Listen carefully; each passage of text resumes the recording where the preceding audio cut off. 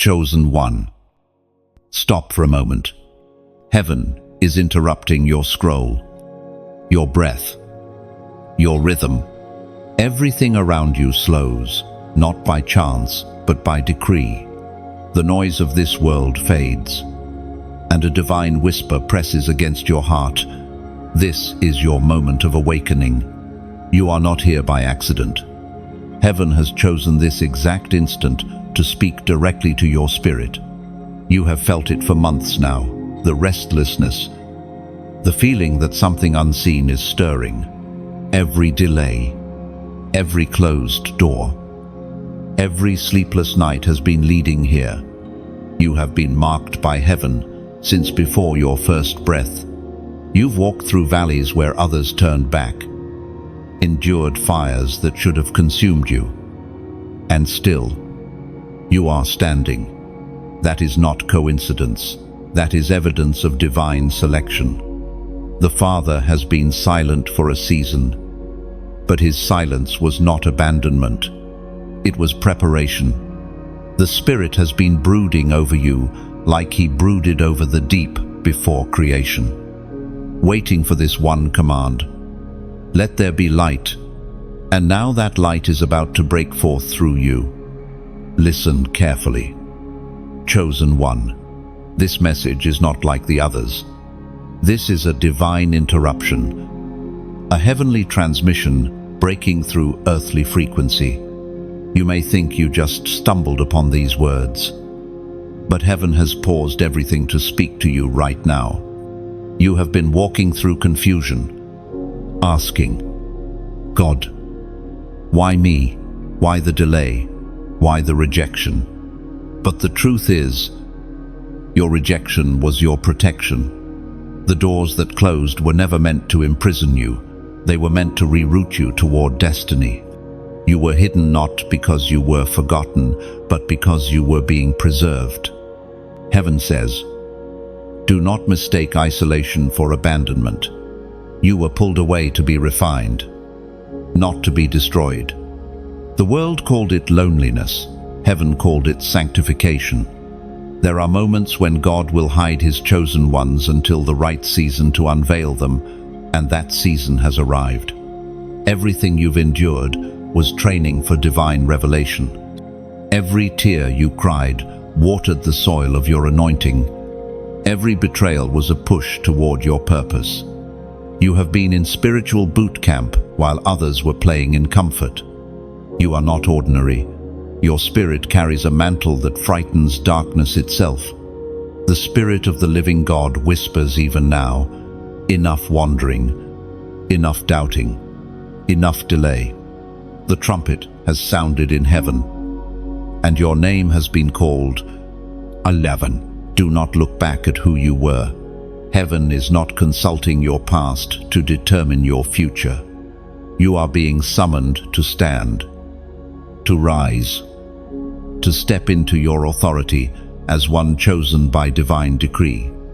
The world may have underestimated you, but heaven has been writing your promotion. There is a shaking happening in the unseen realm. Heaven is aligning what once was broken. The wind that once blew against you is now about to blow through you. Your voice will carry the sound of deliverance, and your presence will shift atmospheres.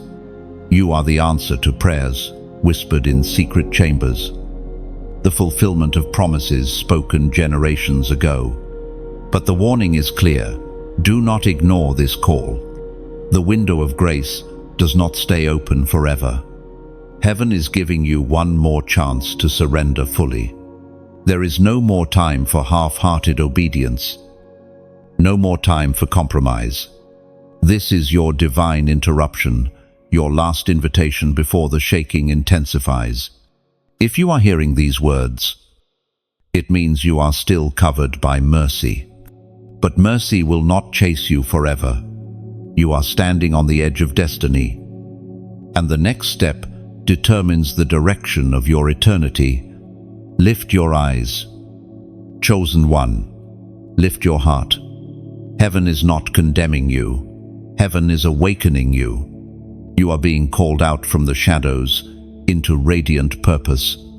You were born to carry light in dark places, to speak truth in times of deception, to stand when others bow.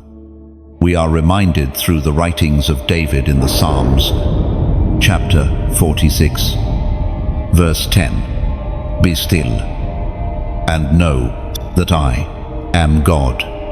Heaven says, "Be still." Stop running from what was meant to shape you. Stop resisting the calling that refuses to leave you. There is power in your stillness, clarity in your surrender, victory in your obedience.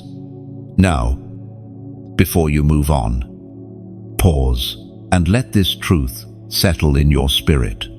If this message pierces your heart, if you feel heaven stirring inside you, then this is your sign, your confirmation that you are hearing God's voice. Type 777 inches, the comments, as a prophetic act of surrender and divine alignment. Like, share, and subscribe, so this message reaches every other chosen one heaven is summoning right now. This is your divine interruption.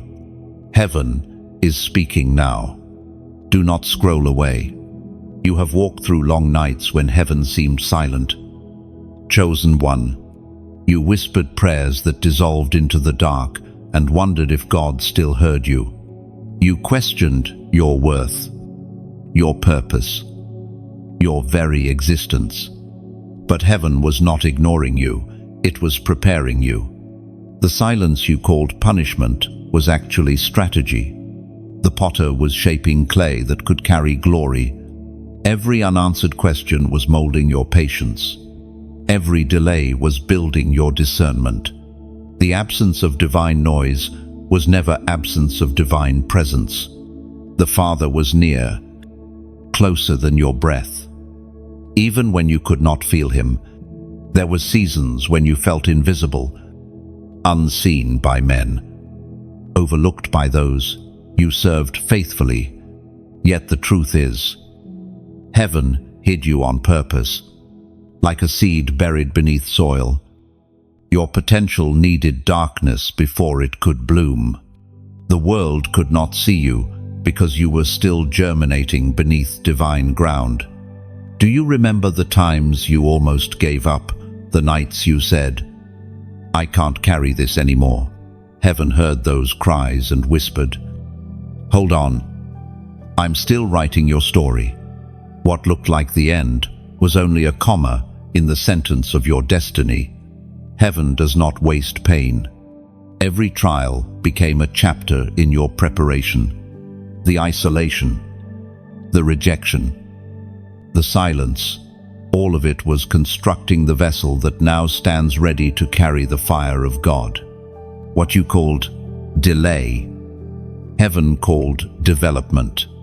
Beloved chosen one, you were never meant to fit in because you were being crafted for something sacred. When others were celebrated for temporary success, heaven was engraving eternity into your soul. The hidden years refined your motives. They burned away pride, stripped away dependency, and replaced applause with endurance. You thought God had forgotten you, but he was actually protecting you from premature exposure. You would not have survived the spotlight before surviving the secret place. Destiny demands depth, and depth is formed in silence. Now heaven whispers, the silent years are over. What was concealed is about to be revealed. The season of waiting is giving way to manifestation. The words that hovered over your life are about to materialize in the natural realm. The same God who seemed silent will now speak through you. Every disappointment has been redeemed. The rejection that wounded you is now proof of divine election. The things that broke your heart were also breaking the chains that held you captive.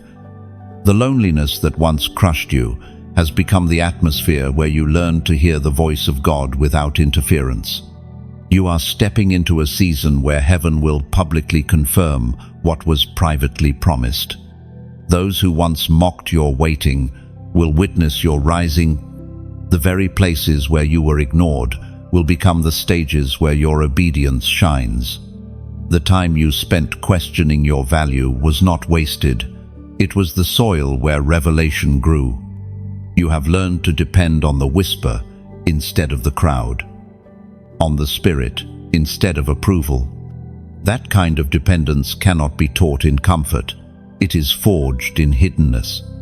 There is something sacred about the wilderness. It empties you until only obedience remains. It teaches you to recognize the shepherd's voice among the noise.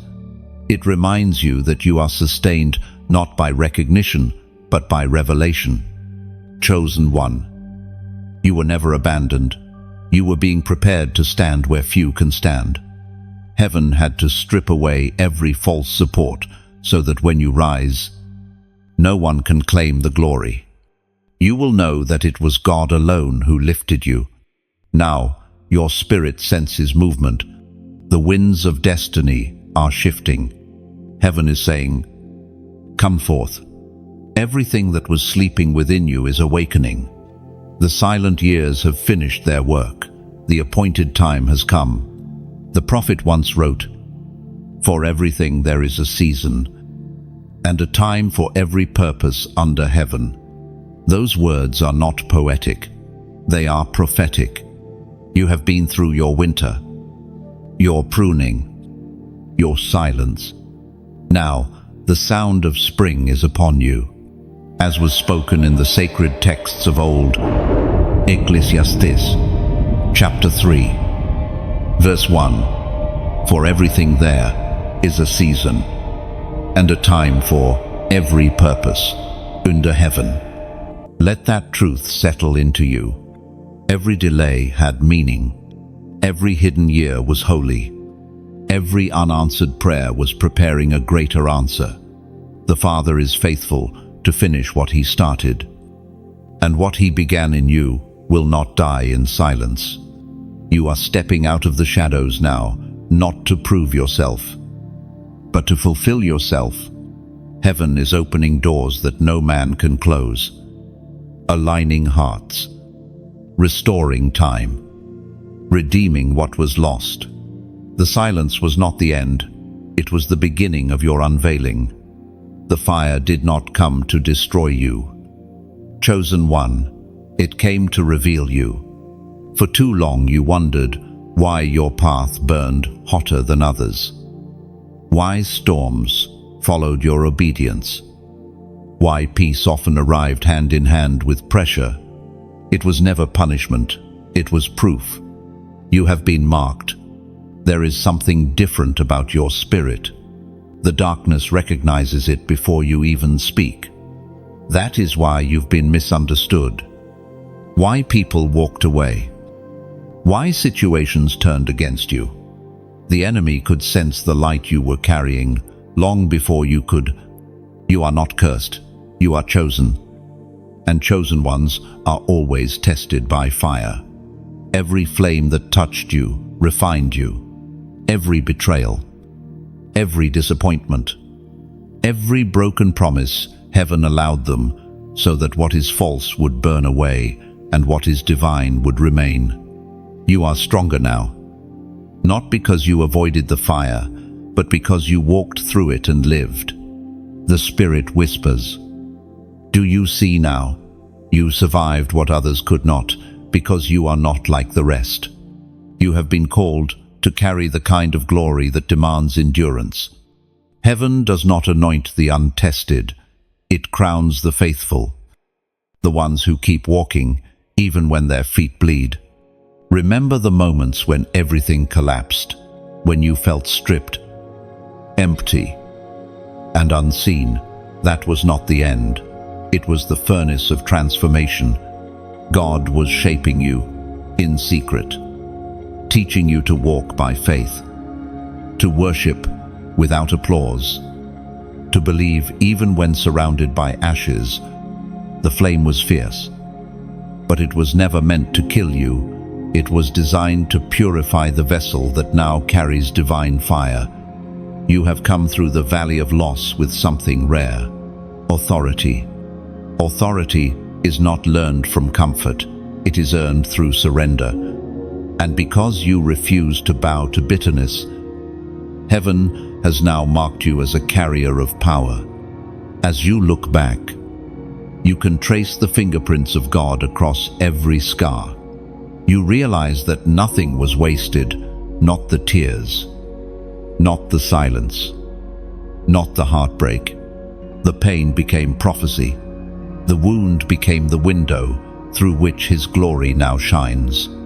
Heaven is declaring over you now, you are my firebrand, a torch in a world of shadows. Every step you take ignites hope. Every word you speak burns through deception. The trials that tried to silence you have instead amplified your anointing. You must understand this. Chosen one, the fire was confirmation of your identity. The greater the flame, the greater the calling. You were never meant for ordinary heat because you carry extraordinary purpose. The same fire that destroys straw strengthens gold. You, beloved, are the gold heaven has refined. The Spirit spoke through the prophet Isaiah, chapter 43, verse 2. When you walk through the fire, you shall not be burned. Read that again and let it echo through your heart. You walk through the fire, you don't camp in it. You don't die in it. You pass through. The flames that once frightened you are now your testimony. You are emerging from this furnace, radiant with purpose, purified of doubt, and ready to stand as a living witness of divine preservation. Your story will inspire those still standing in the flames. They will look at you and see proof that survival is possible, that obedience is worth the cost. You are the evidence that God still rescues, still restores, still reigns. Now, take a breath. Let the heat of your trials become the warmth of revelation. You are not broken, you are branded by heaven.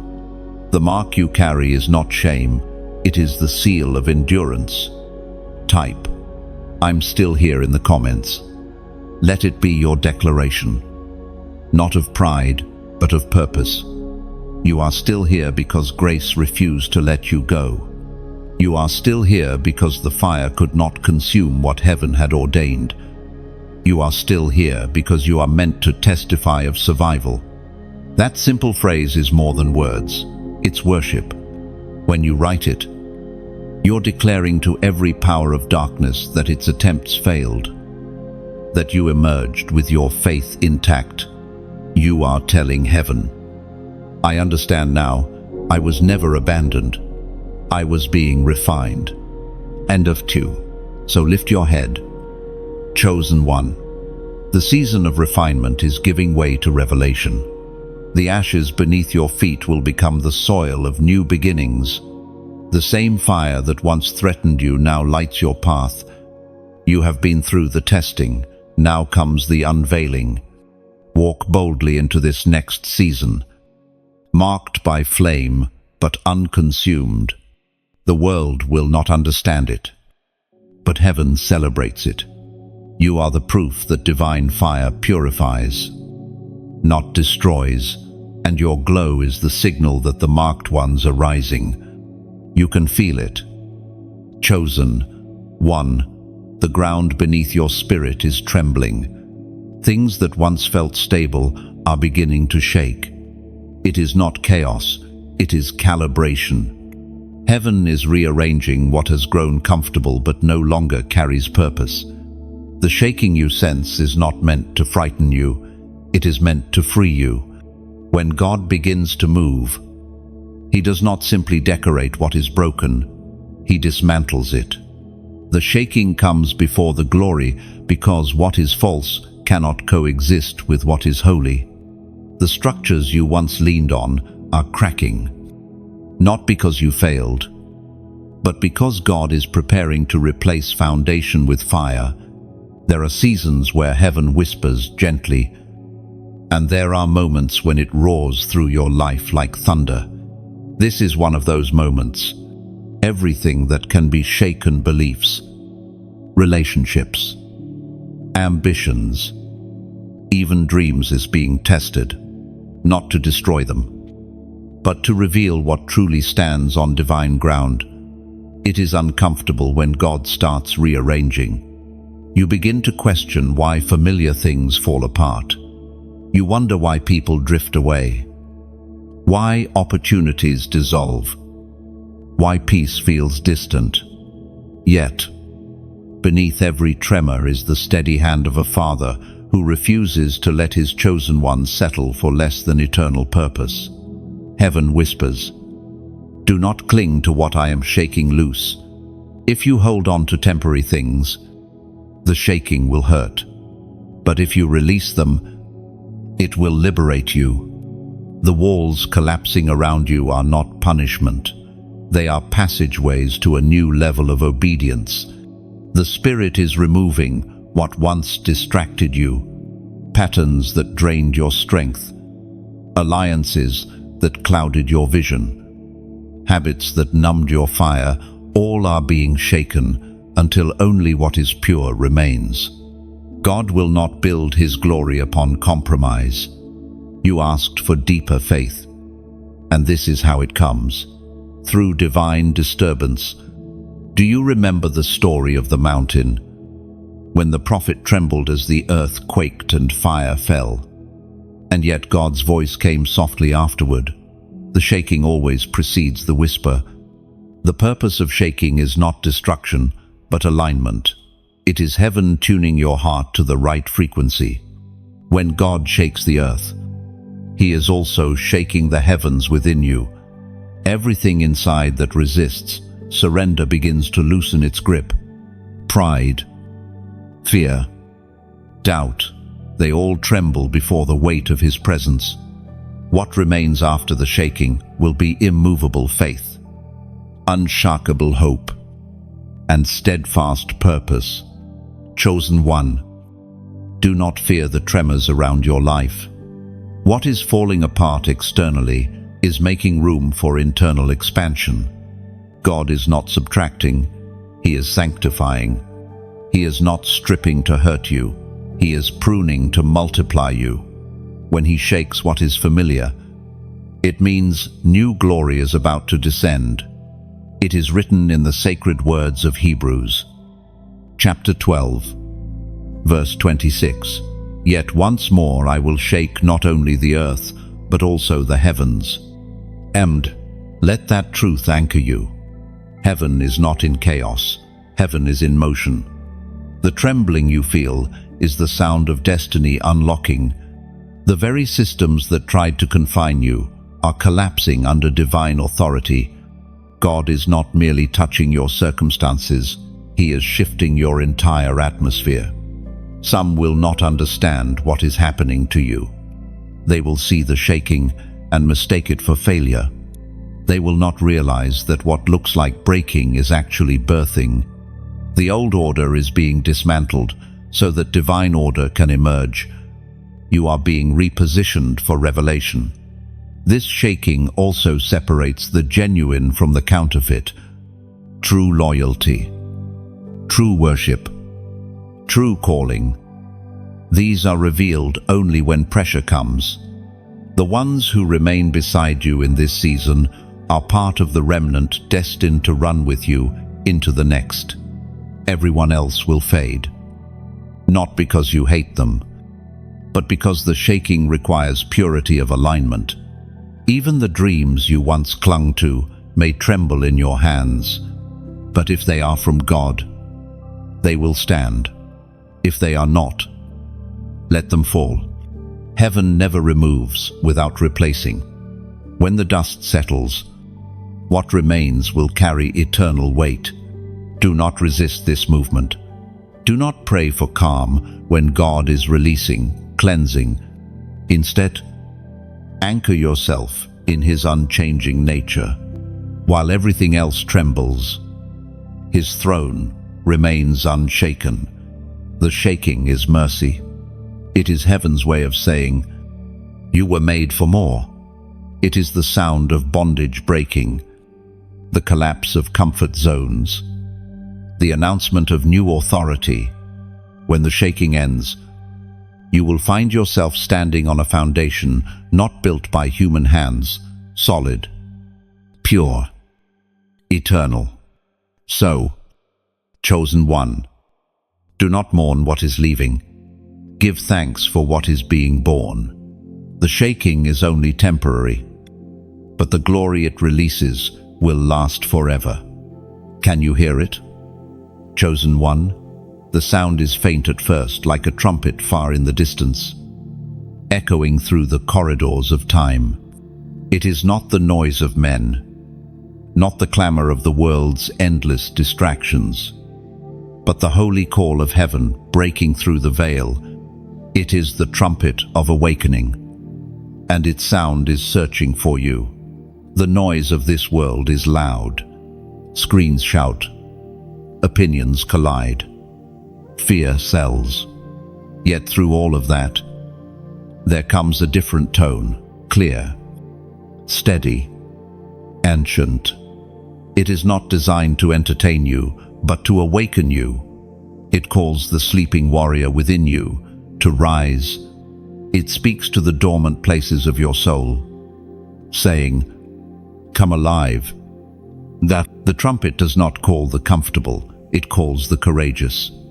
It calls those who will not stay in slumber while eternity knocks.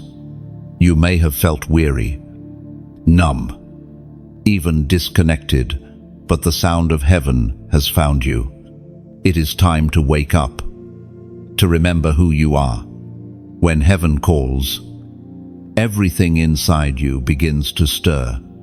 Dreams you buried start breathing again.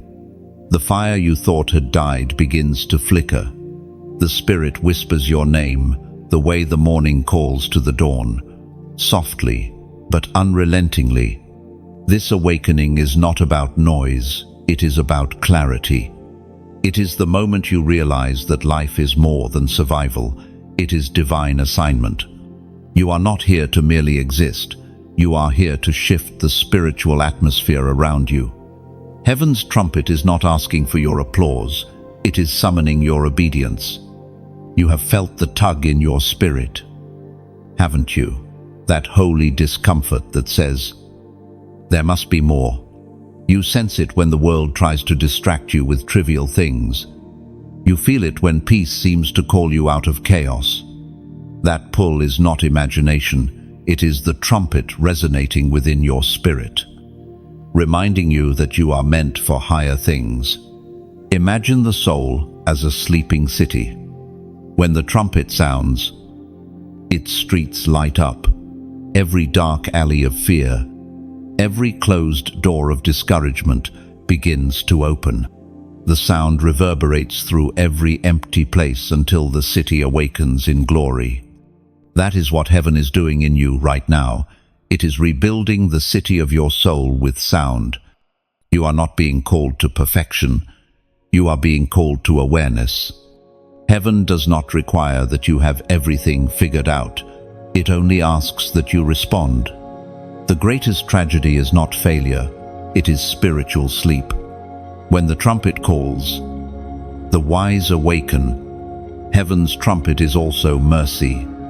It blows not to condemn you, but to warn you. Time is moving quickly.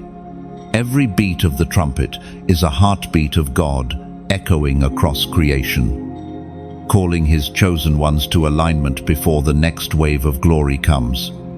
You may ask, how do I respond? The answer is simple. Listen and act. Do not silence the sound by returning to old patterns. When heaven calls, you move. When the Spirit stirs, you answer. You may not know the full path, but obedience always reveals the next step. The Apostle reminds us in his letter to the Ephesians, chapter 5, verse 14, "Awake, O sleeper, and arise from the dead, and Christ will shine on you. These words are not metaphor alone, they are instruction. Wake up from the numbness of routine. Arise from the grave of doubt. Let the light of Christ break through your hesitation. The trumpet is not distant anymore. It is right here, sounding in your spirit as you read these words. And as this awakening unfolds within you, let the sound ripple outward. Every light that shines helps another find its way. Every heart that responds strengthens the chorus of heaven's call on earth. That is why, if this word resonates with your spirit, if you can feel the vibration of destiny stirring inside you, then let it echo beyond yourself. Like a torch passing flame to another, your sharing becomes part of heaven's trumpet. When you like, share, or subscribe, you're not supporting a page, you're spreading a sound. You're extending the call to those still asleep in their despair, to those who have forgotten that they are chosen. Think of it like a lighthouse. Its light is not for decoration, it exists for those lost at sea. Your small act of engagement can be that light, guiding another soul back to shore. So when you share, do it as an act of compassion. When you subscribe, do it as a declaration that you refuse to return to sleep. You are joining the trumpet song, the call of awakening that heaven is releasing across the nations. The sound is rising. Chosen one, can you feel it vibrating through your bones? The shaking you endured in the last season has made room for this moment. The trumpet is not sounding to frighten you, it is summoning you into destiny. Rise now, awaken fully, and let the sound of your obedience join heaven's eternal melody. The trumpet is blowing, and it bears your name. Heaven watches closely now. Chosen one, the air around your life feels heavier, doesn't it? That's not pressure, it's presence. You stand at a divine crossroads where every choice carries eternal weight. What happens next depends not on chance, but on obedience. You've prayed for signs, for confirmation, for open doors. This is that moment. Heaven has opened the scroll of your next instruction, and the eyes of the Father are fixed on your response. The crossroads of obedience is not a place of comfort. It is a sacred tension between what is easy and what is eternal. One road leads back to safety, familiarity, and control.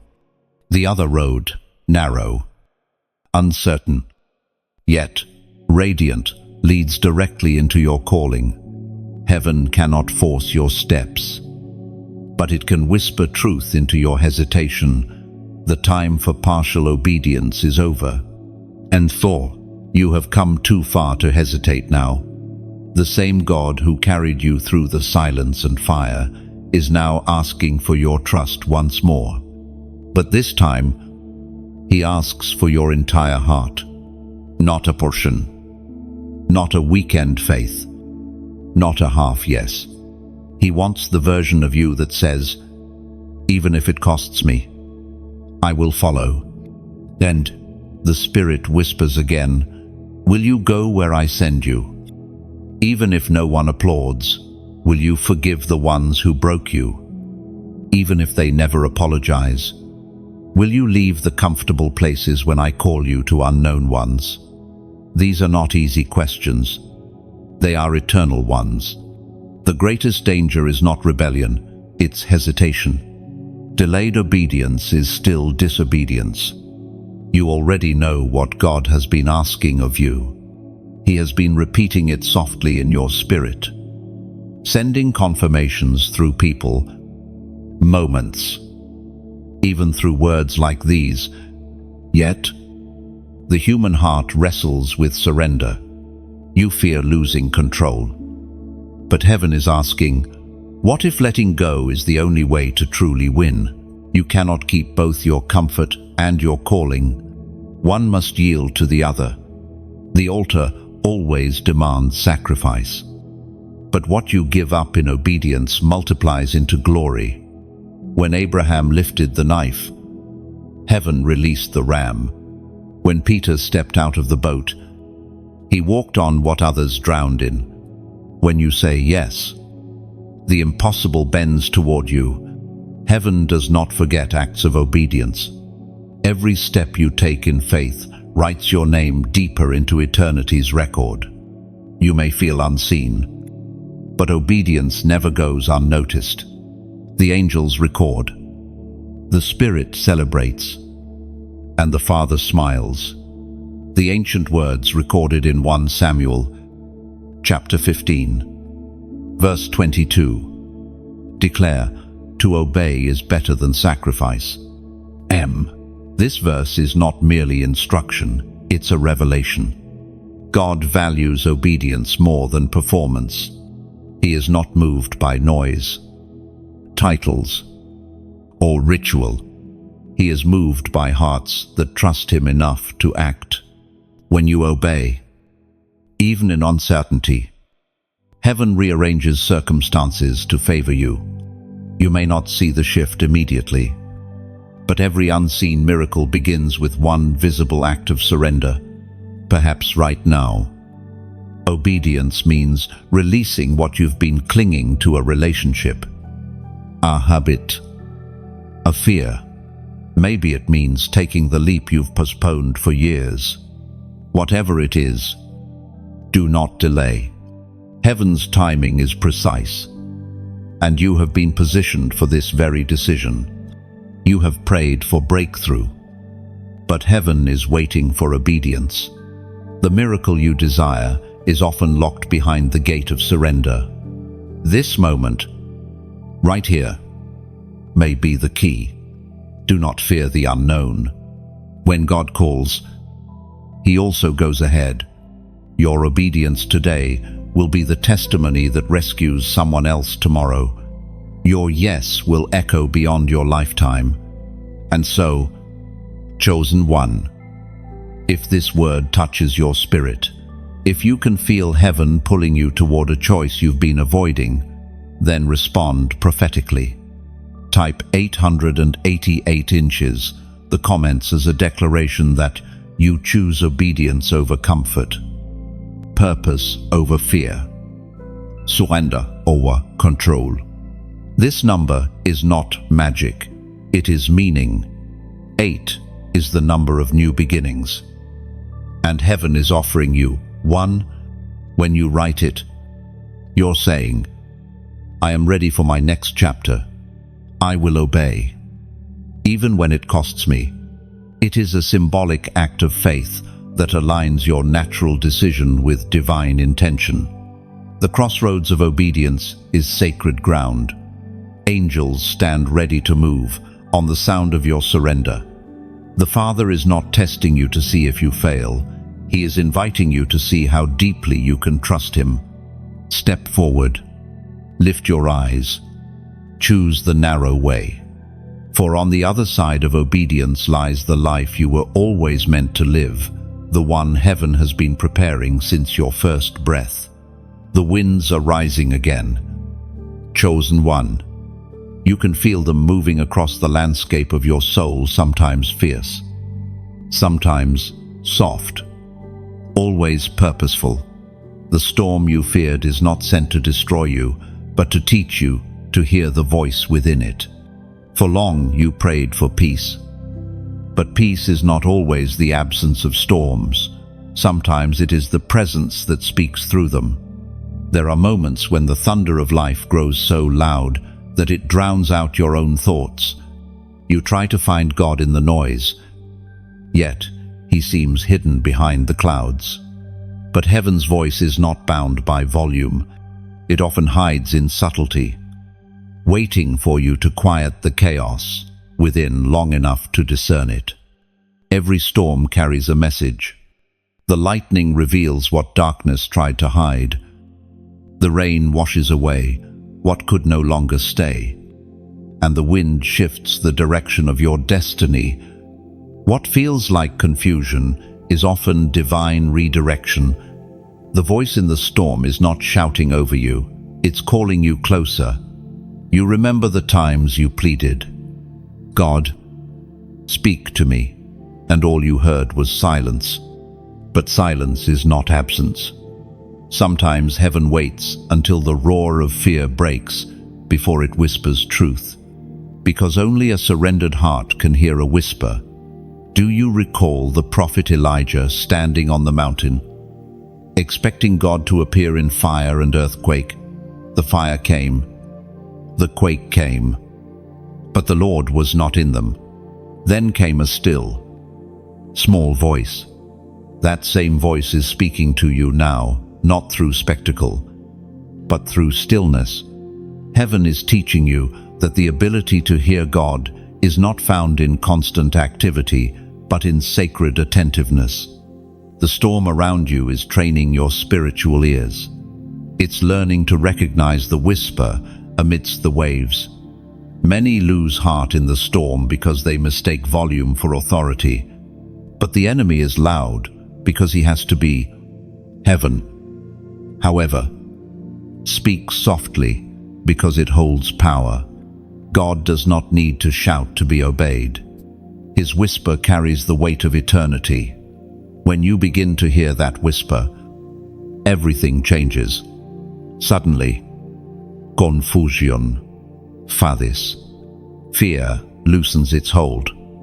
Even if the storm does not stop, you start walking differently, calm in chaos, anchored in assurance. You realize the goal was never to escape the storm, but to find God within it. The voice in the storm says, "Do not be afraid." Those words are not a command. They are a covering. The moment they enter your heart, the wind loses its power. You start to understand that storms are not punishments, they are conversations. Every gust of wind, every flash of lightning is heaven saying, "Listen closer. I am here." When the storm howls the loudest, that is when the whisper comes clearest. Chosen one. There is something divine about being able to sleep in a storm. It means you've learned that peace is not tied to circumstances, but to presence. Jesus rested while the waves raged, not because the sea was calm, but because his heart was anchored. You too are being taught this divine rest, to trust the hand that holds the sea. Heaven whispers to your soul, you do not need to control the storm to survive it. You only need to hear me in it. No, the Spirit's whisper is easy to miss when you fill every moment with noise, when your thoughts shout, when your fears debate, when your doubts argue. But the moment you breathe deeply and listen, the voice returns. Like a familiar melody you had forgotten, you knew, he is not far. He never was. Even when the winds howled and your prayers felt unanswered, he was there guiding the storm, not just enduring it. He was teaching you to find him not only on mountaintops, but also in the tempest.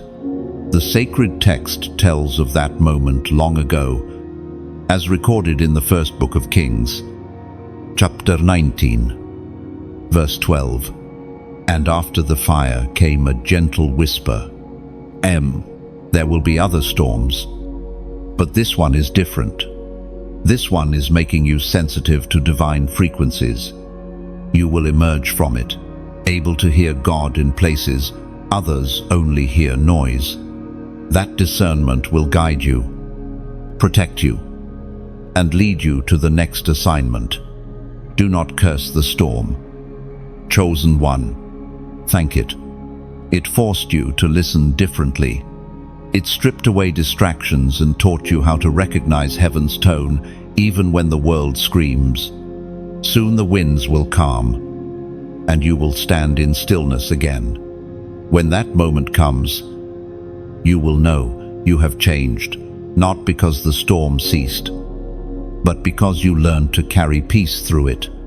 The voice in the storm was never against you. It was guiding you all along. The light within you has begun to shine brighter. Chosen one, and with that brightness comes a strange sorrow. The more luminous your spirit grows, the more it exposes what once felt comfortable but no longer fits. Heaven has entered the room of your life with lanterns lit, and shadows are scattering. What was hidden in familiar darkness is now being revealed by divine illumination. This is the season of separation, not because God is cruel, but because He is calling you higher. Light and shadow cannot dwell together forever. When truth begins to radiate from your spirit, deception, compromise, and imitation start to tremble. You are not losing people, you are shedding layers.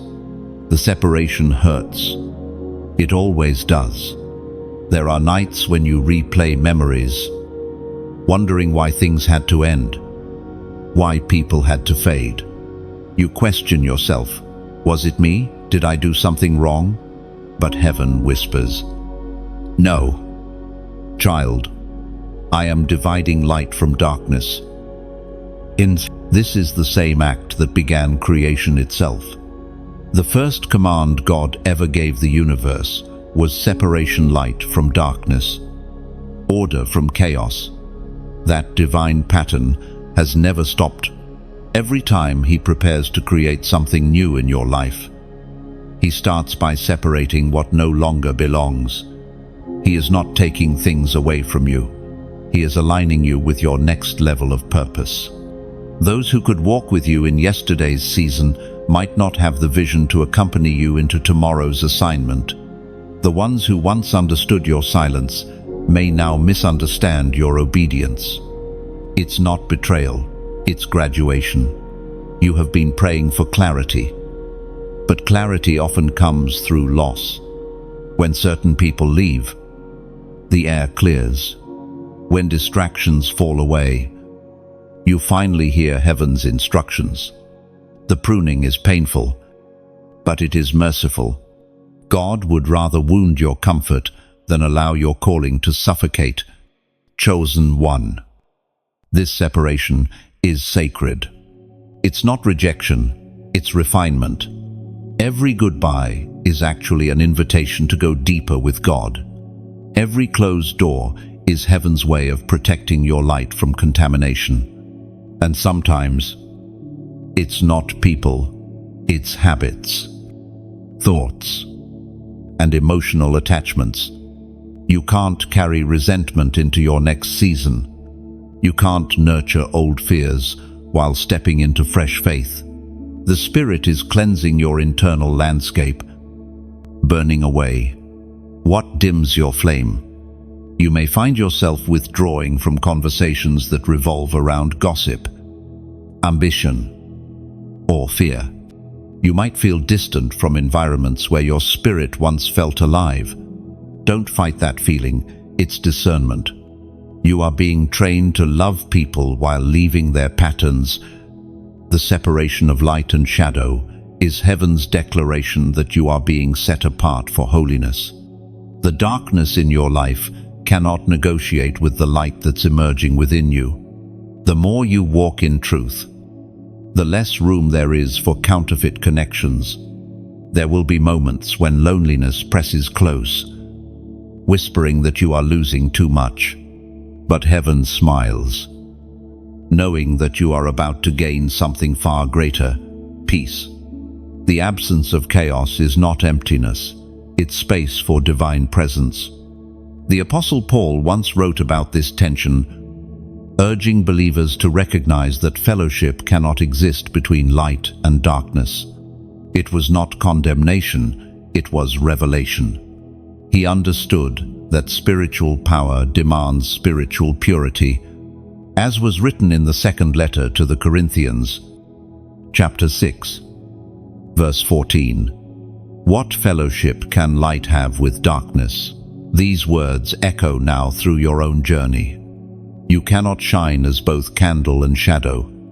You are called to radiate, even if that means walking alone for a time. The distance you feel is not exile, it's elevation. Remember, even Jesus withdrew to pray.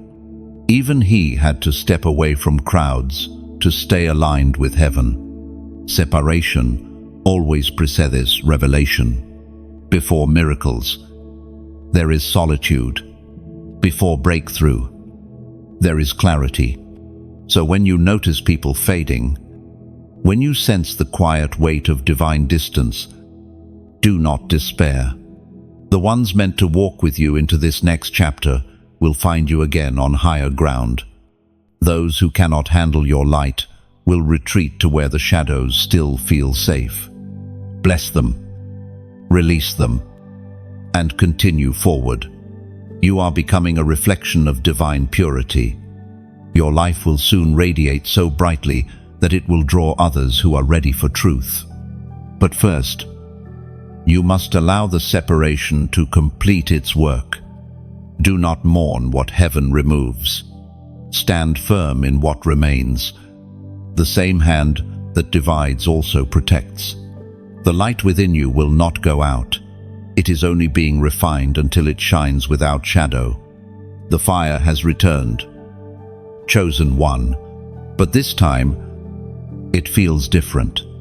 It is no longer the wild flame that frightened you in the beginning. It is steady, deliberate, holy. You are no longer running from the heat. You are walking through it with purpose. The refiner's hands have not abandoned you. They have simply adjusted the temperature.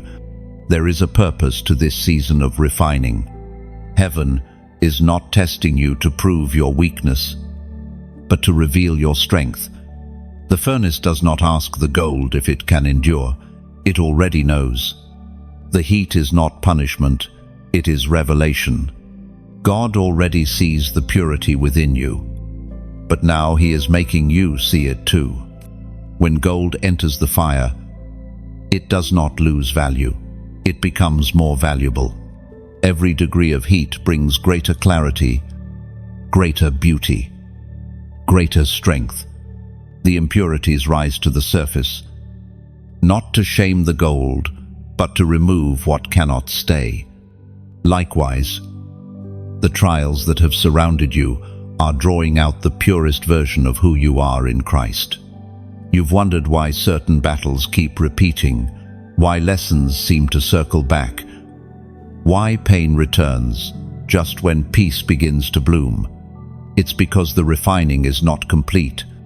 Heaven will revisit a fire until it finishes its work. You are being shaped, layer by layer, into something incorruptible. Refining is not glamorous. It is lonely. It is often misunderstood. You see others advancing while you are still being melted down and poured again. But remember, fast growth often lacks depth. You are being built to last. Temporary fame fades. Refined faith endures. The heat you feel right now is holy. It is not the fire of destruction, but of distinction. Heaven is branding your spirit with endurance, burning away self-reliance so that only divine dependence remains.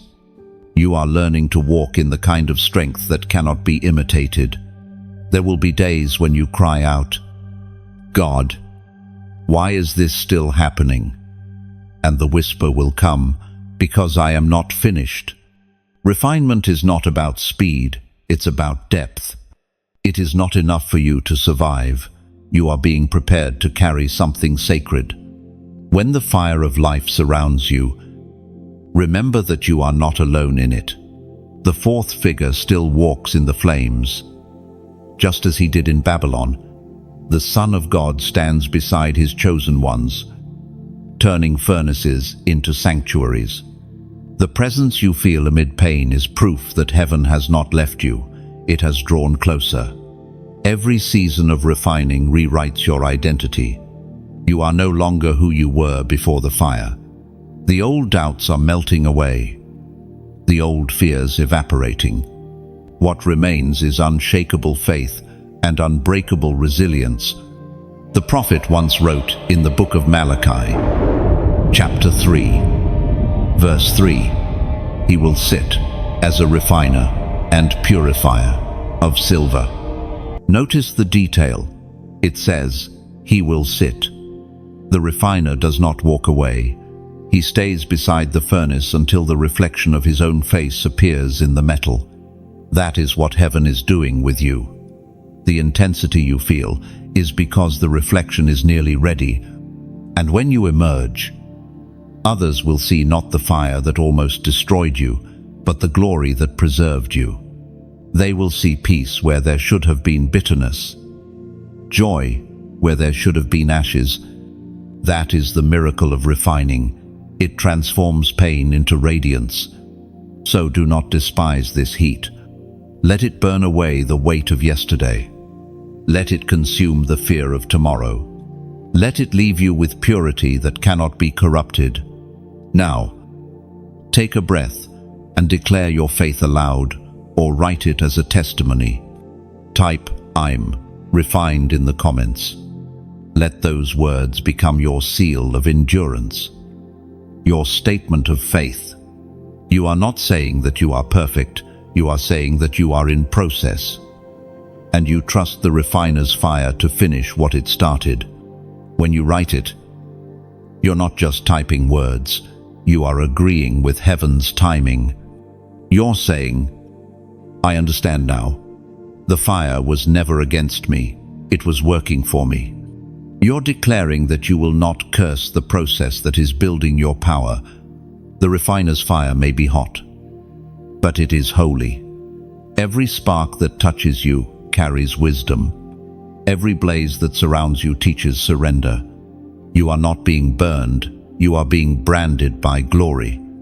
And when this refining is complete, you will rise, not as a survivor, but as a vessel of pure light, forged by faith, tempered by truth, and unshakable in purpose.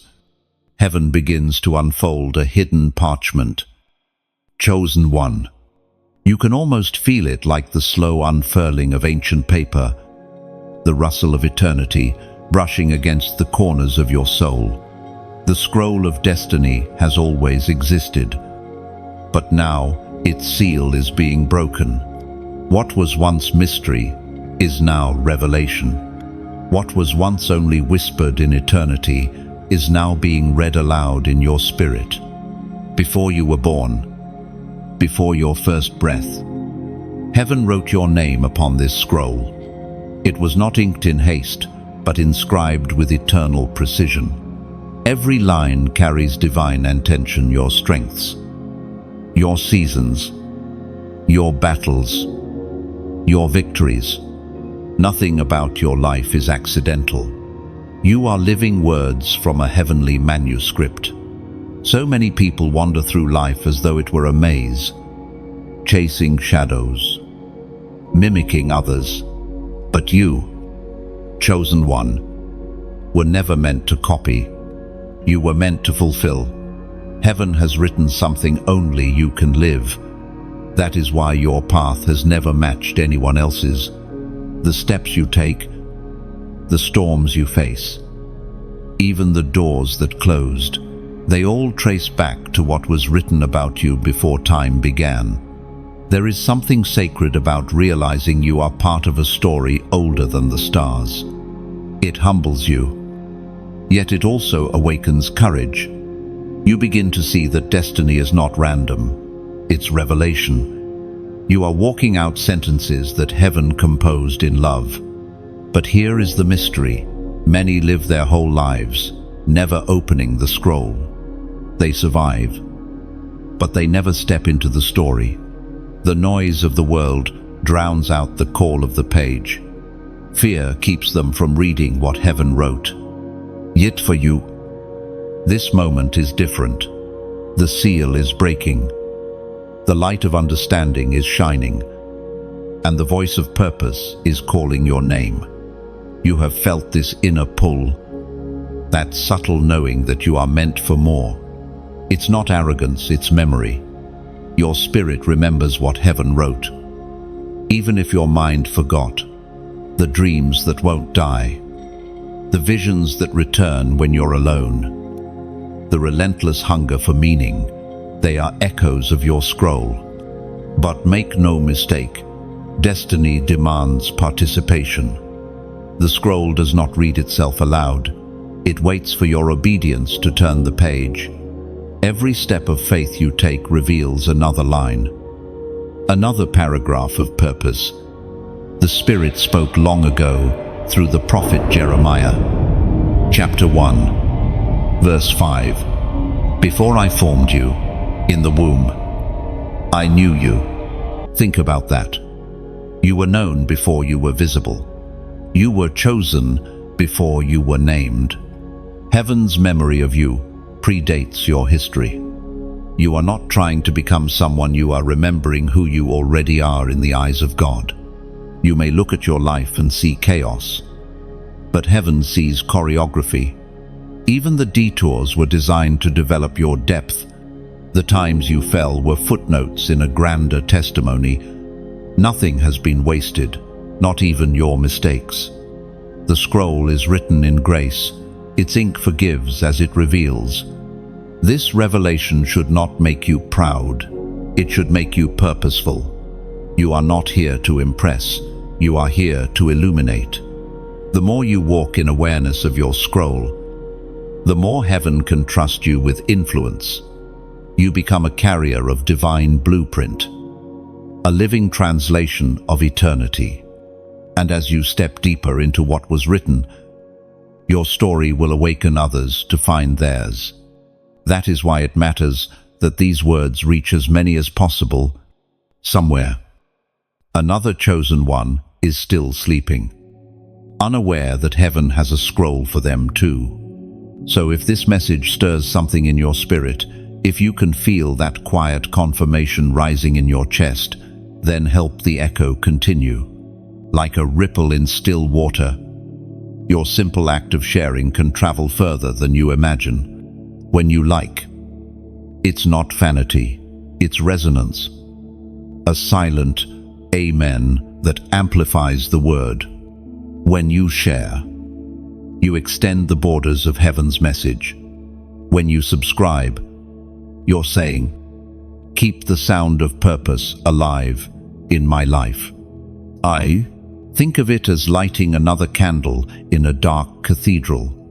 One flame alone flickers, but 1,000 together illuminate the dome. Your act of engagement becomes part of the divine network through which destiny awakens across hearts and nations.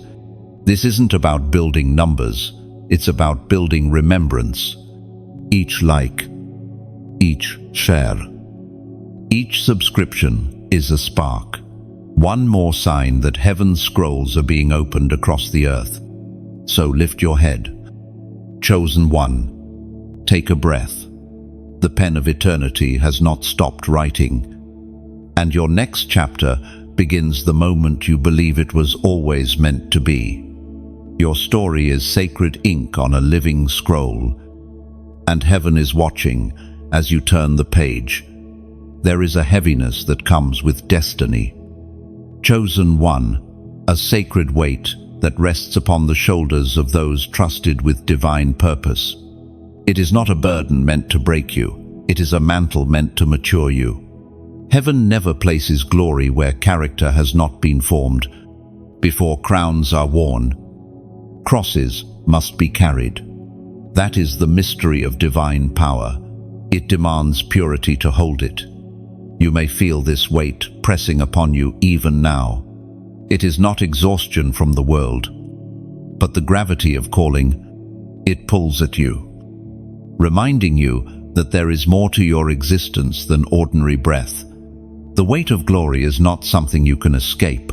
It's something you learn to carry with grace. When the Spirit anoints you, it does not only bring gifts, it brings responsibility. Power is not privilege, it is stewardship. The hand of God that rests upon you also refines you. It disciplines your tongue, narrows your path, and separates you from distractions that others can still entertain. This is why your journey often feels lonelier than theirs. Heaven's mantle requires room to rest. Sometimes you will feel misunderstood, even by those who love you most. They may see your silence as distance, your seriousness as pride, your obedience as rebellion. But what they cannot see is the invisible weight you carry, the glory of heaven pressing against the edges of your humanity, shaping you into a vessel fit for divine fire. Every calling costs something. The greater the anointing, the deeper the surrender. You cannot carry the presence of God and still live as if nothing has changed. The weight reshapes your posture, both in the spirit and in the natural. You walk differently, speak differently, think differently. You learn to measure your words, to guard your peace, to protect your time, not from arrogance, but from awareness. Heaven's power is not light, it is luminous. It does not float above you, it rests within you, heavy with holiness. It makes you sensitive to what others ignore. You feel pain, others dismiss, discern deception, others overlook, and sense the spiritual temperature of rooms before anyone speaks. These are not weaknesses, they are signals that you are carrying glory. Do not despise the discomfort of it. The presence that makes you weep is the same presence that will one day speak through you. The pressure you feel is proof that something eternal is expanding inside. The wine of heaven cannot be poured into brittle skins. That's why God stretches you before He fills you. Heaven's glory always carries a paradox. It humbles you even as it honors you. It makes you smaller in pride, but larger in purpose. It makes you weep over things you once ignored. It teaches you that tears can be holy, that groaning can be prayer, that silence can roar louder than sermons. You are learning that to carry glory means to love deeply, forgive quickly, and obey instantly. It means you will often be sent where others will not go. It means you will pray for those who wound you, bless those who envy you, and remain kind when the world grows cold. That is the true posture of power, gentleness under divine command. And yet, the reward of this weight is indescribable. There are moments when heaven's nearness overwhelms you, when you feel as though eternity itself has bent down to breathe upon your soul. In those moments, the heaviness transforms into holiness. You realize that the weight was never punishment, it was presence. The apostle wrote of this mystery in his second letter to the Corinthians. Chapter 4, verse 17. For our light affliction is working for us a far more exceeding and eternal weight of glory. Let those words settle deep within you. What feels heavy now is producing something priceless. What feels like pressure is building eternal capacity. The greater the crushing, the greater the outpouring, just as olives release oil only when pressed. The anointing in you flows most purely under pressure. So, chosen one, do not wish the weight away. Learn to carry it with worship. Every sigh can be a song, every tear can be an offering. Heaven does not place burdens without grace to bear them. The same hand that lays the mantle also strengthens the shoulders beneath it. Soon, you will look back on this season and understand why it had to feel this way. The weight of glory is not forever, it is preparation for the revealing. You are being formed into a vessel that can stand under the brilliance of what heaven is about to release. Let the weight do its work. Let the refining continue. For when the glory fully rests upon you, you will no longer stumble beneath it. You will shine because of it. The air feels different now. Chosen one, the atmosphere around your spirit has grown still, heavy, sacred, like the final pause before dawn. You can sense that heaven is drawing a line in the sand. This is no longer a season of gentle nudges or whispered hints. This is the final invitation. The door of mercy still stands open, but its hinges are beginning to creak under the weight of eternity. Heaven is speaking one last time to the hesitant heart, to the one who has tasted truth but still clings to comfort, who has heard the call but delays the answer. You have been patient with yourself, and heaven has been patient with you. But there comes a moment when grace, though infinite in love, shifts in tone. This is that moment. The Spirit moves over the earth like wind before a storm, calling out to the chosen who still stand at crossroads. You can feel it, the tug in your heart, the trembling of conviction, the knowing that something eternal is pressing close. Heaven is not threatening you, it is pleading with you. The Father's voice, heavy with compassion, says, "Return to me fully," before distraction hardens into distance. Oh, this is not about fear. It is about finality. God's mercy is not weak, it is fierce. It will chase you through every valley, through rebellion and confusion, through the noise of the world, but it will not drag you. Love must be chosen. Grace must be received. How many times has heaven whispered?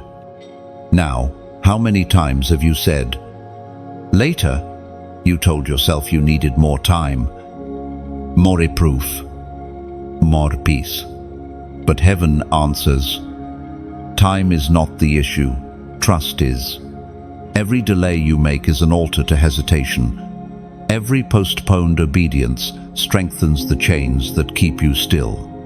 The Spirit is calling you into surrender, not the half-surrender that speaks devotion but hides rebellion, not the kind that sings on Sunday and doubts on Monday, but full surrender, the kind that says, "God, even if I lose everything, I choose you." That is the cry heaven is waiting to hear. Heaven's invitation is always wrapped in mercy.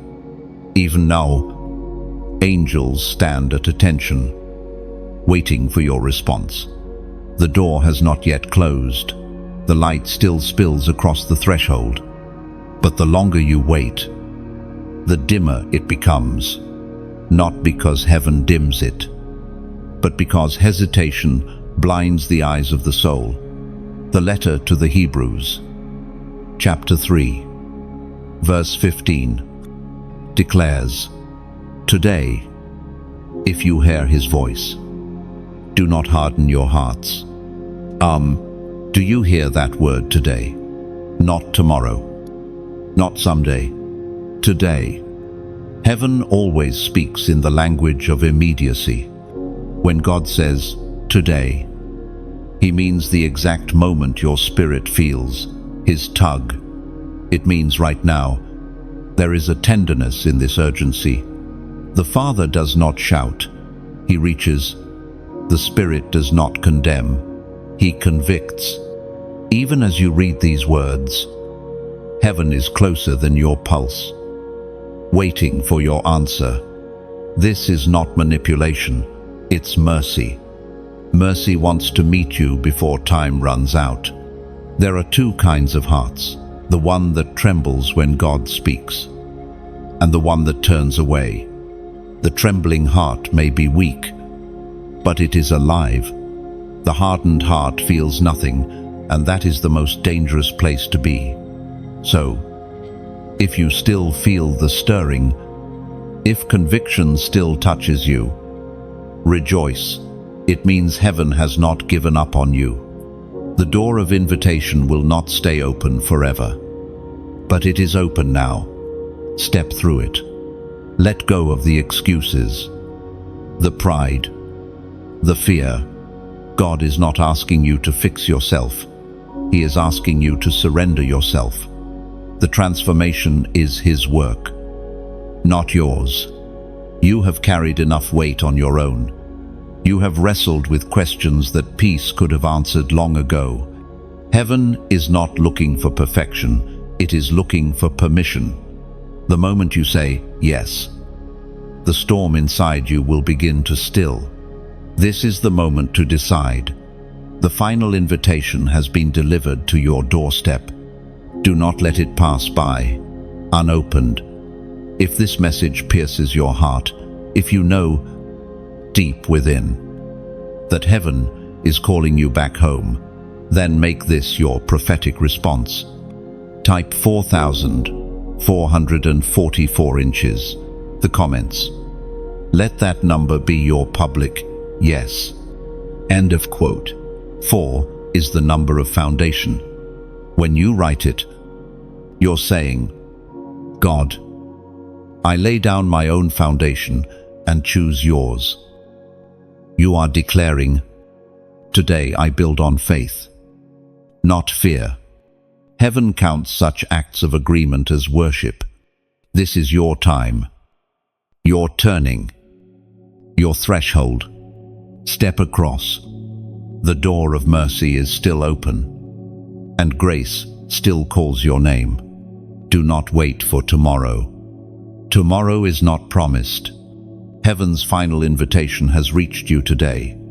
The air around the earth feels tense. Chosen one, if you listen carefully, not with your ears but with your spirit, you can hear the distant rumble of war. It is not a war of nations or of men's hands, but of realms unseen. The battle in the heavens has intensified, and every obedient step you take on earth reverberates through that invisible conflict above.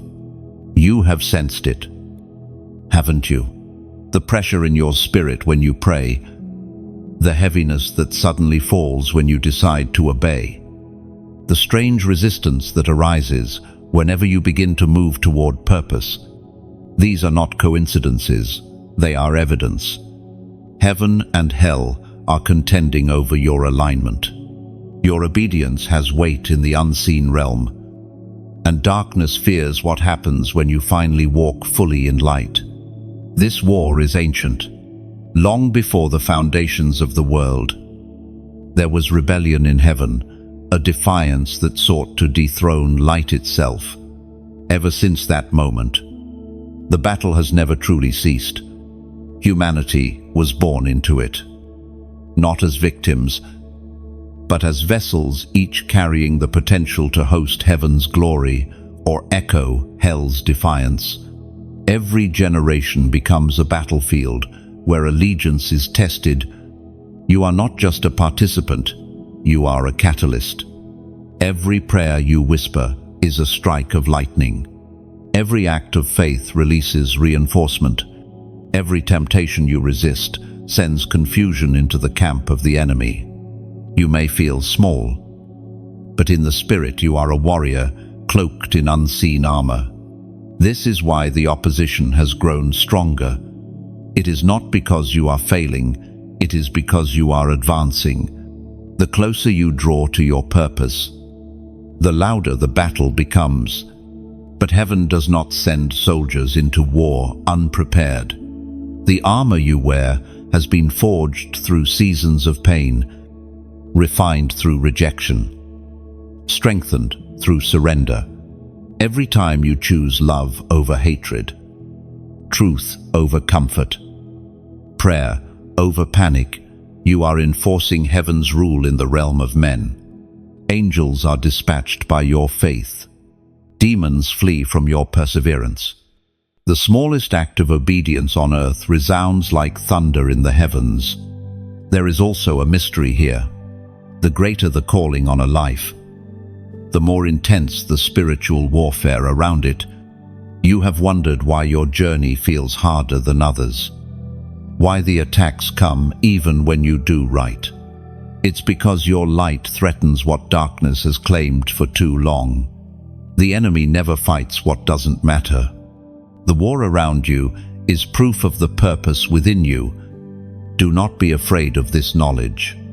Awareness is not meant to breed fear, It is meant to breed readiness. You are not powerless in this conflict. You have been equipped with divine authority, and heaven's armies move at the sound of your faith. The sacred text declares in the book of Ephesians, chapter 6, verse 12, "For we wrestle not against flesh and blood, but against principalities, against powers, against the rulers of the darkness of this world, against spiritual wickedness in high places." That verse unmasks the true enemy. The battle is not with people. It is not with circumstances. It is with invisible systems that manipulate the hearts of men. Understanding this frees you from bitterness. It teaches you to fight differently.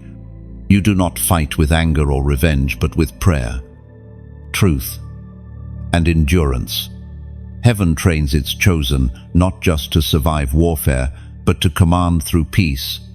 The most powerful warrior is not the loudest. It is the one who remains still while storms rage.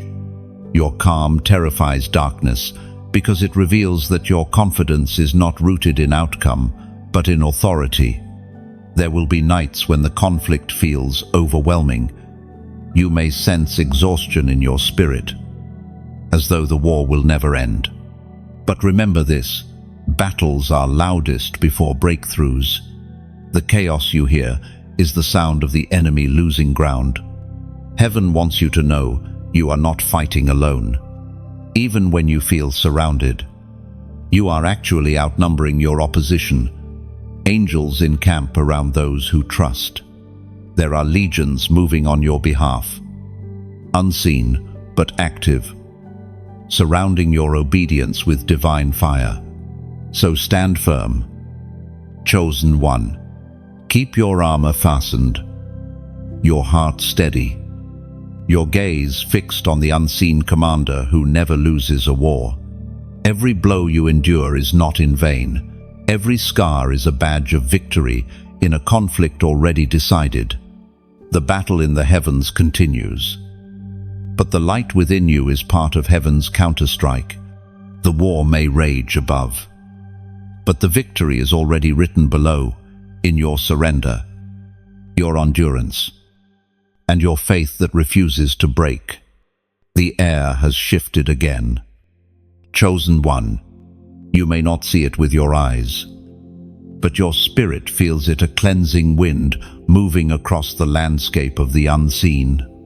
What once glittered now grows dim. What once sounded convincing now echoes hollow. This is the season where heaven exposes what has pretended to be holy. It is the fall of counterfeits. You have prayed for truth, and heaven has answered, though not in the way you expected. Revelation never arrives gently. It arrives like lightning bright, shocking, impossible to ignore. When light appears, shadows panic, masks fall, pretenses crumble. Heaven does not reveal to shame, it reveals to purify. In this sacred unveiling, God is pulling back the curtains that have long concealed corruption. People, systems, and even ideas that once carried influence are being weighed and found wanting. What looked anointed is revealed as ambition. What sounded spiritual is exposed as manipulation. The shaking in the natural is a reflection of judgment in the spiritual. And yet, chosen one, this is not a time for pride. The same light that exposes others also searches you. Heaven's cleansing is not selective, it is thorough. It sweeps through every heart that claims His name, separating sincerity from showmanship. The Spirit is not seeking perfection, only purity. There is a sadness that comes with this revelation. To watch what once inspired you fall into ruin can wound your hope. You may feel betrayed by those you admired, disillusioned by voices that once guided you. But do not let disappointment harden your heart. The collapse of counterfeits is not the end of faith. It is the beginning of authenticity. Heaven is not destroying for destruction's sake. It is removing imitation so that the genuine may finally shine. Gold cannot emerge while fool's gold is worshipped. The Spirit is clearing the stage for truth to stand without competition. The false must fall so that the faithful can rise. This is not new. Every generation faces its unveiling. The prophets saw it. The apostles warned of it. And still, humanity repeats the cycle, trading presence for performance, revelation for recognition. But God is merciful. He will always send a cleansing before he sends glory. Exposure is an act of love, not wrath. You are being called to discern, not to judge.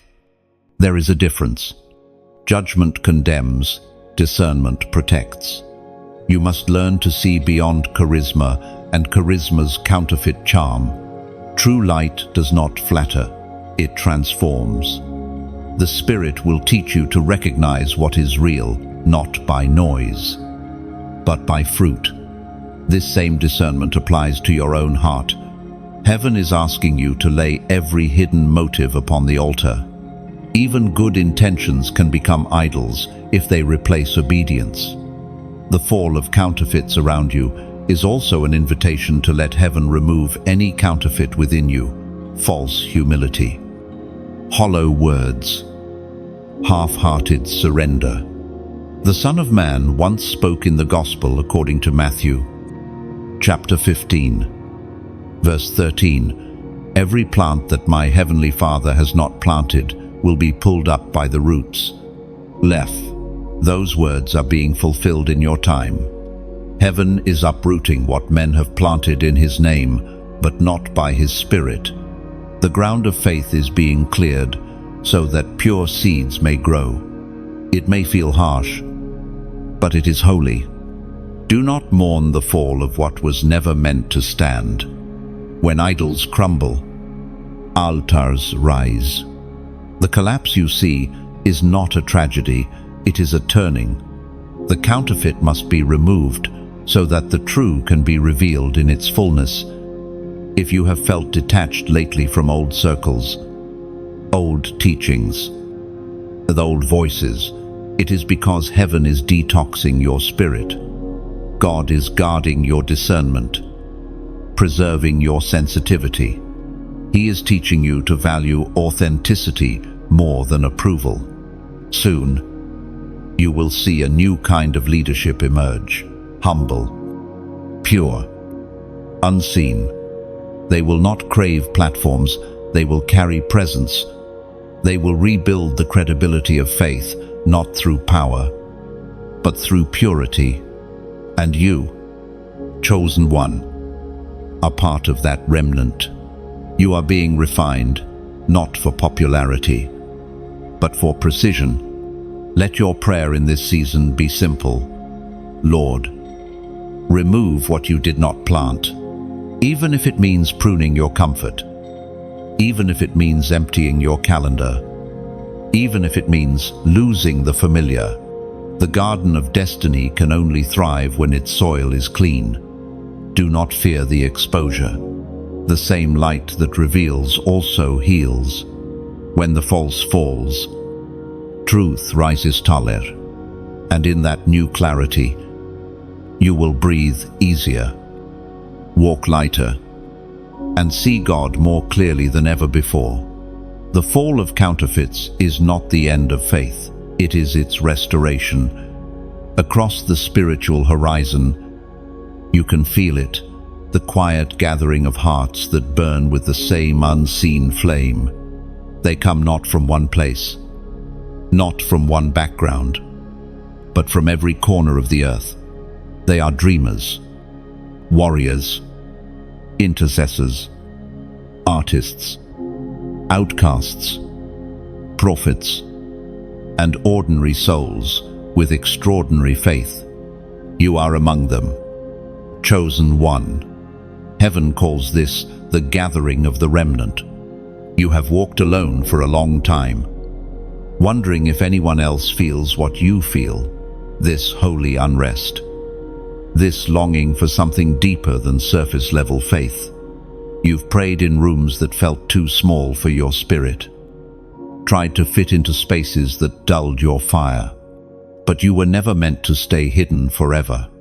The same God who called Elijah out of the cave now calls his remnant out of isolation. There is a holy magnetism in the air, pulling the chosen toward one another.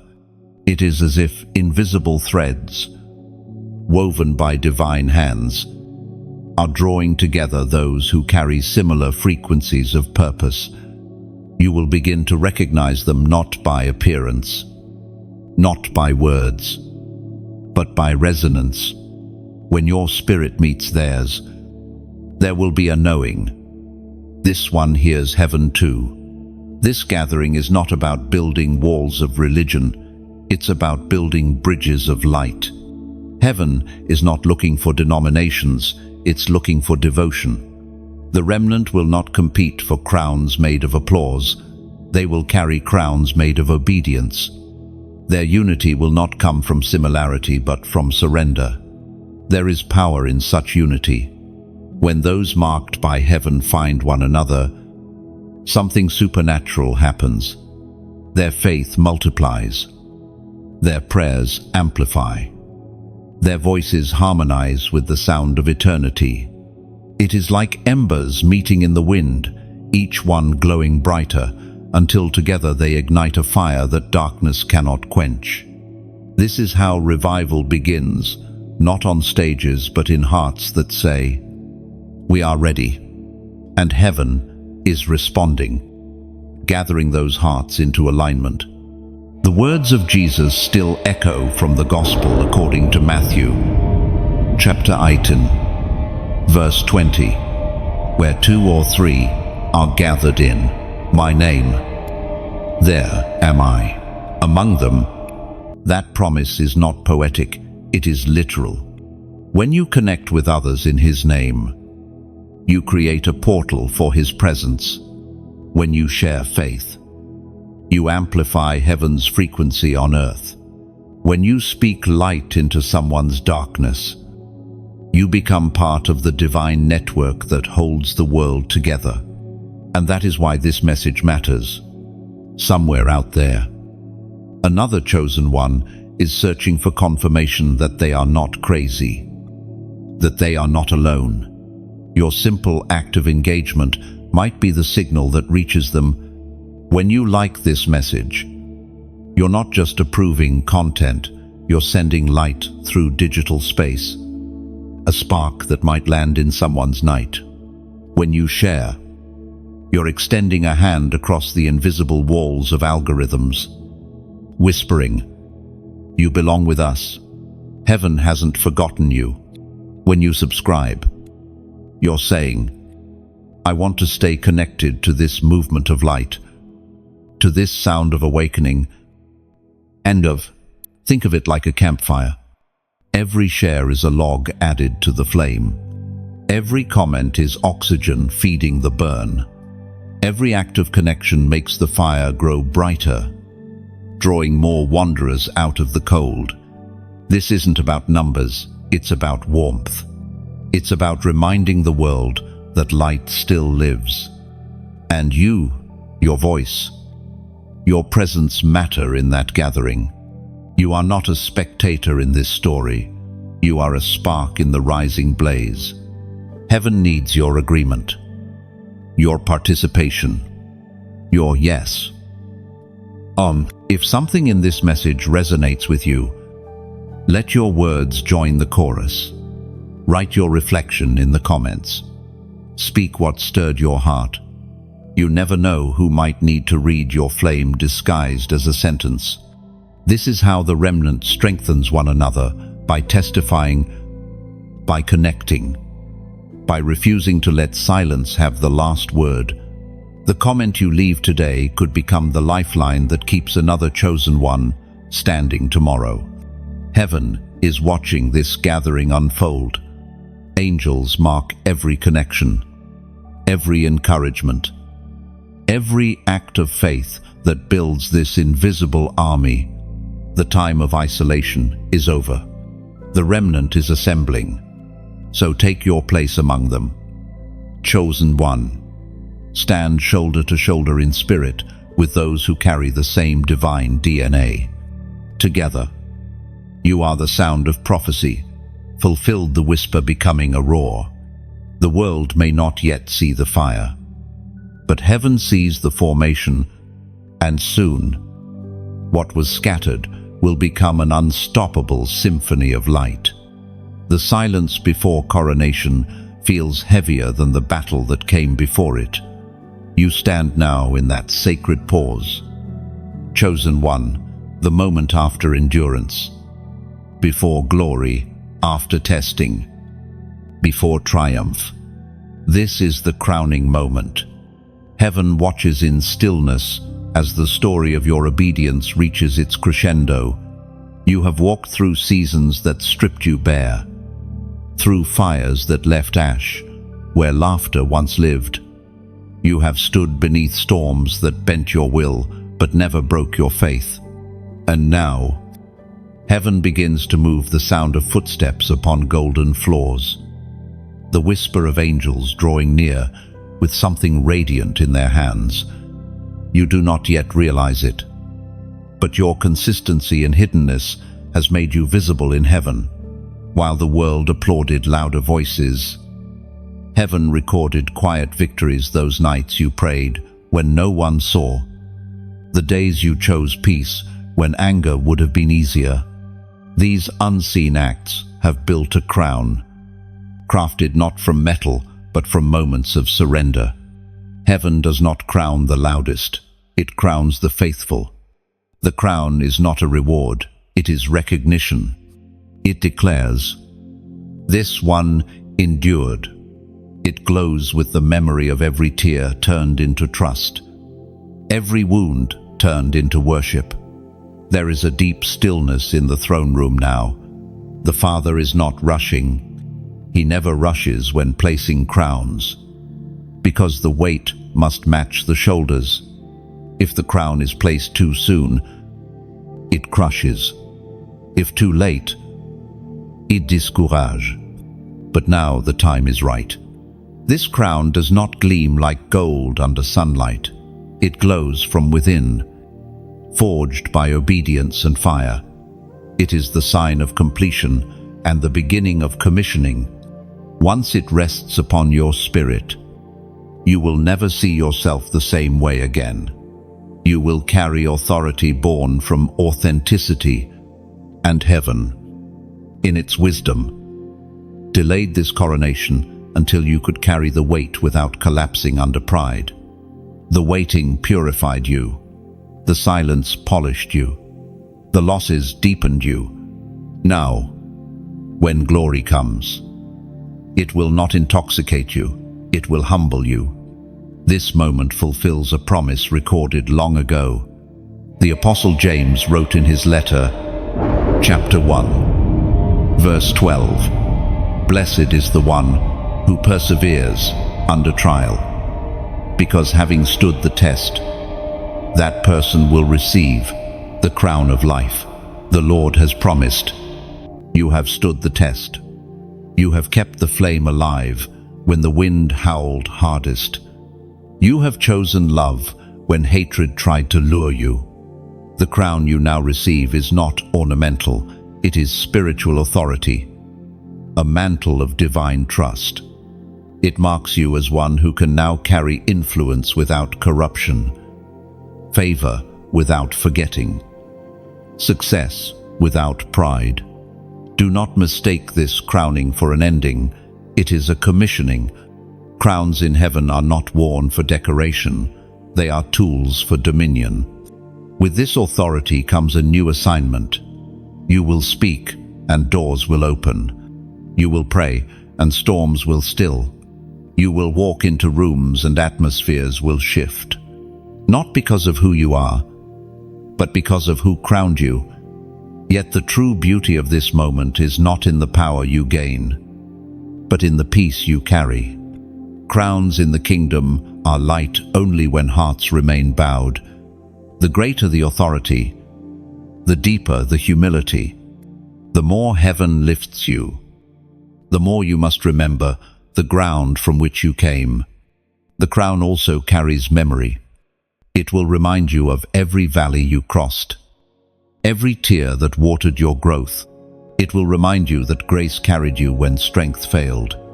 It will whisper, in its quiet gleam, never forget. And so, when others see your victory, let them also see your reverence. When they see your crown, let them sense your gratitude. You did not earn it, you endured for it. Heaven does not crown perfection, it crowns perseverance. There will come a moment soon when you sense it settle upon you. It may not be visible to eyes, but your spirit will know. Peace will descend like oil. Clarity will return like sunrise. And a deep assurance will hum through your soul. You made it through. The battle forged you, but the crown defines you. And now, chosen one, you step not as the wounded, but as the crowned, still scarred, but shining, still human, but holy. Heaven applauds. Earth will soon recognize, and your journey continues no longer as the tested, but as the trusted. The heavens grow quiet now. Chosen one. The sound that once roared with prophecy has softened to a low, steady hum, a sacred silence heavy with meaning. You stand at the edge of time's great threshold, the final chapter of a long divine conversation, the voice that called you from your wandering, that refined you in fire and crowned you with purpose, now speaks one last time. This is the final sound. You can feel eternity leaning close, as if all of creation holds its breath. There are no more tests left to pass, no more storms left to weather. What remains is instruction, a sacred charge to carry what you have received into the world that still slumbers. You are not here to end a story, but to begin one. Heaven has finished speaking for now, yet its echo will remain within you. Every lesson, every tear, every revelation has become part of your spiritual DNA. You are not the same one who began this journey. The fearful heart that once doubted its worth now beats with the rhythm of heaven. The trembling voice that once questioned its calling now carries divine authority. You have become what prophecy foresaw, a living message. There will be resistance. Of course, the darkness does not yield quietly, but you will notice something different this time. The fear that once paralyzed you will not return. You have learned to stand still in storms and hear the whisper through the wind. You have learned that silence is not absence and pressure is not punishment. These revelations are your weapons. Now, truth forged in experience. The world you step into is hungry for authenticity. It has heard enough noise, seen enough false light. What it needs now are voices that sound like heaven, gentle, unwavering, true. You do not need to shout. The purity of your presence will speak louder than volume ever could. The Spirit of God within you will move without announcement, restoring what the world thought lost. The revelation to John, chapter 2, verse 7, declares, "He who has an ear, let him hear what the Spirit says to the churches." Those words echo even now. The Spirit is still speaking, not through thunder this time, but through you.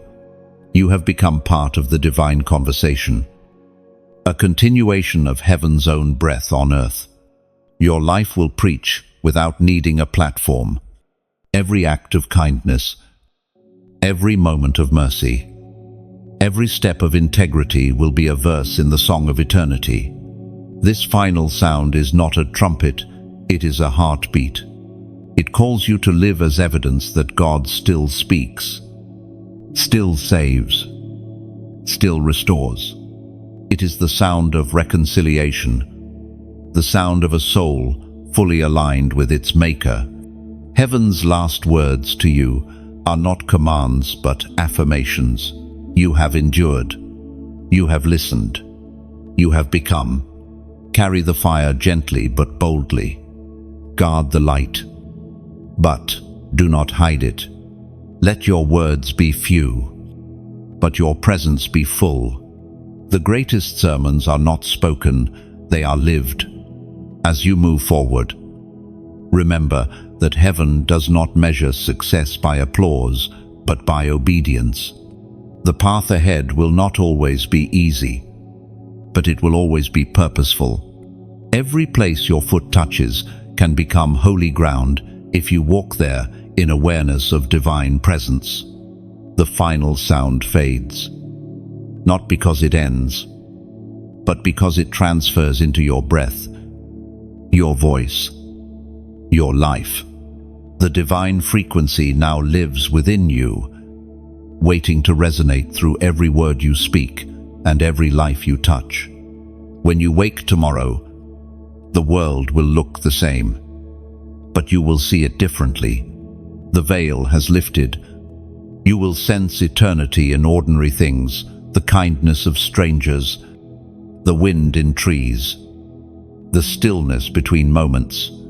You will know that heaven is never far, and that you are never alone. This is the end of the message, but not the end of the mission. The voice of heaven now speaks through the rhythm of your days, through the way you live. Forgive and love. The world may forget sermons, but it will never forget love that looks like God. So walk forward, crowned and commissioned, carrying the eternal echo within you. The final sound is not a conclusion, it is a continuation. Heaven has spoken. Now, chosen one, it is your turn to speak through the way you live. Before you leave, pause just for a breath. Can you feel it? Chosen one, the quiet glow still burning behind your ribs, the warmth that wasn't there when you began. That is heaven's ember, the spark. This message was meant to awaken. You have walked through 17 chapters of Revelation, and though the words now end, the fire does not. What happens next belongs to you. The story continues every time this light is carried into another soul. Somewhere, someone is still lost in their storm, still scrolling in silence, still waiting for a sign that heaven hasn't forgotten them. You could be that sign. When you share this message, you're not spreading content, you're releasing comfort. You're sending out light disguised as language, a voice disguised as text. When you like, you're adding your amen to heaven's decree, letting the digital wind carry it further than your own reach. And when you subscribe, you're saying, I want to keep walking where the fire leads. It's not a gesture of support alone, it's an act of agreement. So if something in these words touched your spirit, let it echo back. Leave a comment, your reflection, your revelation, even a single phrase of gratitude. You never know whose weary heart might find strength in your sentence. Heaven moves through small things, a whisper, a word, a share. Every act of engagement is a seed in unseen soil. And when those seeds multiply, revival quietly begins. Carry this flame with reverence. Let it move through your clicks, your words, your kindness. You are no longer just the listener. You are now the messenger. Go in light. Go in love. and let your voice become the next echo of heaven's final sound.